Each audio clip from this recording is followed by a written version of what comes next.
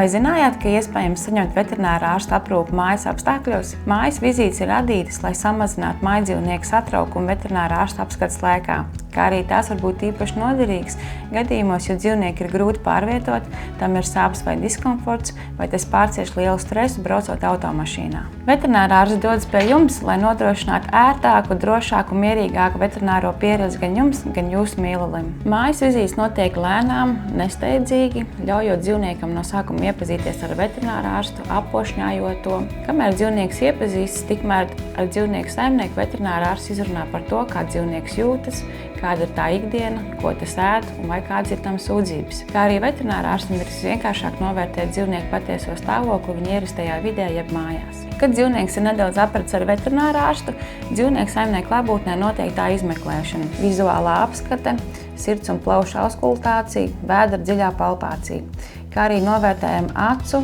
ausu, mutes dobumu un zobu stāvokli. Locītavu izmeklēšana notiek dzīvniekiem stāvus vai guļot uz sāniem. Ķermeņa temperatūru dzīvniekiem mēra rektāli ar digitālo termometru. Ja ir aizdomas par kādu saslimšanu vai arī tā ir vienkārši ikgadēja pārbaude, dzīvniekam mājas apstākļos ir iespējams veikt asins analīzes. Asins analīžu noņemšana nav sāpīgs process absolūti.